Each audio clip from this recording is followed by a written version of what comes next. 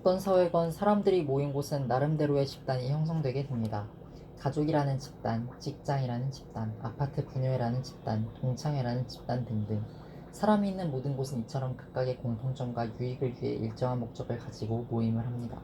그렇다면 하나님을 믿기로 한 사람들에게는 어떤 모임이 있을까요? 그 대표적인 모임이 바로 교회입니다. 흔히 사람들은 일요일마다 교회에 가는 사람을 보면 불쌍하다는 생각이 드는 모양입니다. 그러나 정작 교회에 열심히 다니는 사람들을 보면 오기 싫고 힘든데도 억지로 오는 사람들이 아니라 다른 어떤 것보다 교회에 오는 것이 재밌고 즐거워서 놀기 좋은 바로 그날 교회에 오는 것입니다. 그렇다면 그들은 어떤 기쁨과 즐거움을 아는 것일까요? 바로 다음과 같은 그리스도인들의 비밀 때문입니다.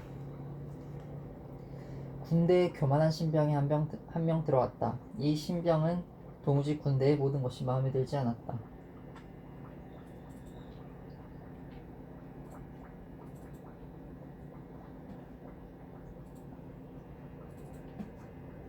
똑같은 옷을 입는 것도 그렇고 힘든 훈련을 하는 것도 그랬다. 국방의 의무를 다하라고 하니 어쩔 수 없어서 오긴 왔지만 하나같이 모두 한심해 보였다. 오직 그의 마음속에는 나 혼자도 잘할 수 있는데 왜들 이리 모든 것을 함께 하라고 하는지 늘 의문이었다. 그러던 어느 날 갑작스런 적과의 전투가 벌어졌다. 비상사태가 발생하고 양쪽 군대는 서로를 향해 진을 치고 대치하게 되었다.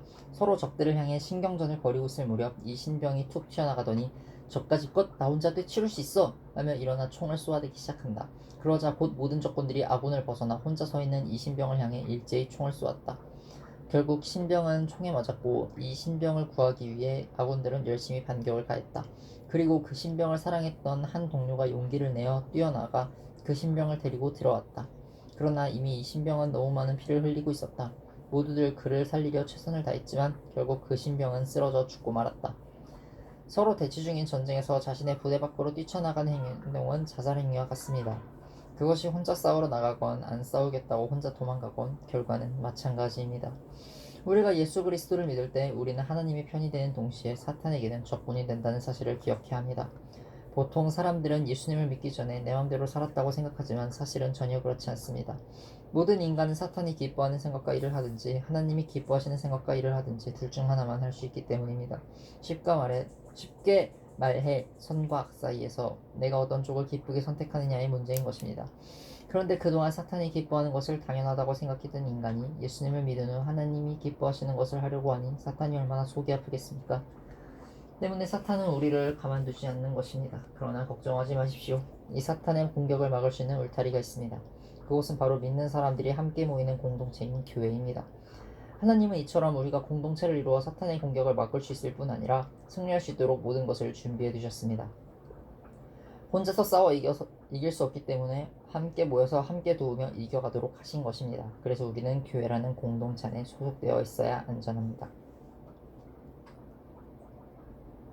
그럼에도 예수만 믿으면 되지 꼭 교회에 나가야만 하냐? 고 묻는 사람들이 종종 있습니다.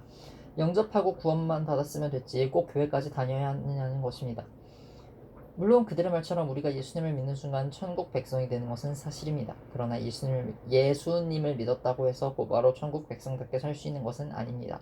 너무나 오랫동안 세상의 가치관으로 살았던 우리가 하나님 나라의 가치관을 갖고 살기 위해서는 먼저 믿은 사람들에게 배워야 하고 자신의 가치관이 어디가 문제인지를 돌아보아야 합니다. 그럴 때 하나님의 말씀대로 사는 것이 무엇인지, 기도를 통해 하나님의 응답을 받는 게 무엇인지를 배울 수 있습니다. 즉, 교회를 다니는 것은 하지 않으면 안 되는 의무가 아니라 더 큰 기쁨을 알게 되는 축복의 통로인 것입니다. 쉬운 예로 결혼을 생각해 보겠습니다.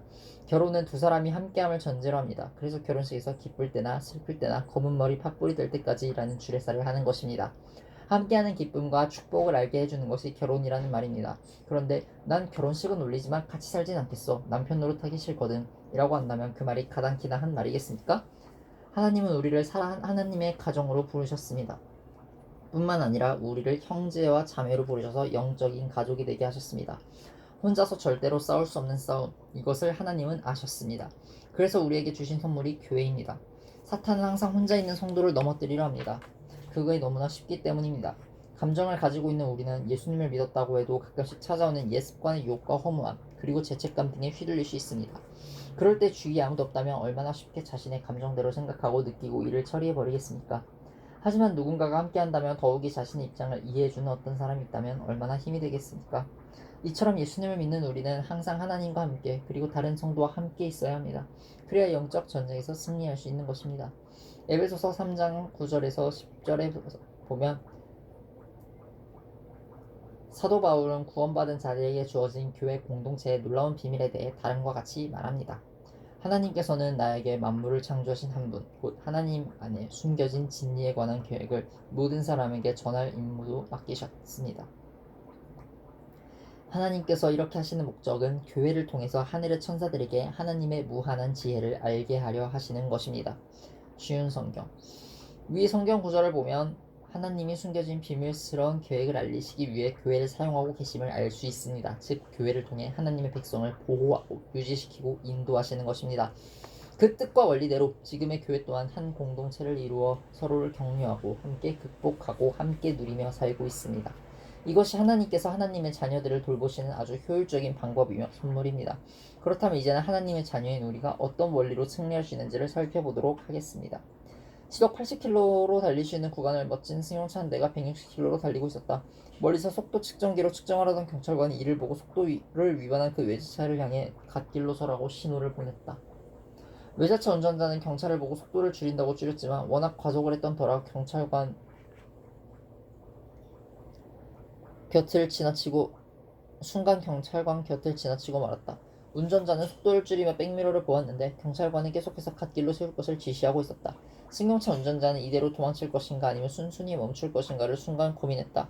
하지만 이내 승용차 운전자는 경찰의 지시대로 차를 갓길에 세웠다. 경찰관은 한참이 걸려서야 이 승용차까지 걸어왔고 과속 범칙금을 부과할 수 있었다. 경찰관의 달리기 실력은 승용차에 비교할 수 없을 정도로 떨어집니다. 경찰관과 승용차의 달리기 실력만을 따진다면 승용차를 따라잡을 수 없습니다. 그러나 경찰관은 시속 160km로 가는 승용차를 멈춰 세웠습니다. 경찰관이 승용차를 멈추게 한 것은 그의 달리기 실력이 아니었습니다. 그것은 그가 입고 있는 제복 때문이었습니다. 경찰관의 달리기 실력으로는 승용차를 멈추게 할 수 없지만 그의 권위를 상징하는 제복은 어떤 차라도 멈추게 할 능력이 있습니다. 그래서 모든 차들은 경찰관이 서라고 하면 섭니다. 운전자들의 나이나 성별이나 인종이나 지위에 상관없이 그들은 이 제복을 입고 명령하면 따라야 하는 것입니다. 하나님께서 자신의 자녀들에게 허락하신 능력도 이와 같습니다. 어린아이건 할아버지건 여자건 남자건 상관없이 하나님의 자녀가 된 자들에게는 예수 그리스도의 이름이라는 제복이 부여됩니다. 그리고 이 권세는 사탄 마귀의 계략을 다스릴 능력이 있습니다. 우리가 마귀보다 더 큰 능력이 있어서가 아니라 하나님의 능력이 우리에게 허락되었기 때문입니다. 이처럼 우리는 우리의 능력과 상관없이 마귀의 계략을 멈추게 할 권세를 가지고 있습니다. 이러한 권세를 함께 누리는 사람들이 모인 곳이 교회입니다. 그래서 내가 어떻게 자동차를 세울 수 있겠어? 라며 자신의 영적인 능력을 의심하는 사람들에게 다가가 그 사실을 깨닫도록 돕고 힘을 주는 역할을 하는 것입니다. 우리의 싸움은 내 힘으로 싸우는 것도 나 혼자 싸우는 것도 아닙니다. 오직 하나님이 주신 능력으로 싸우는 것이고 함께 공동으로 싸우는 것이며 무엇보다 확실한 승리가 보장된 싸움입니다.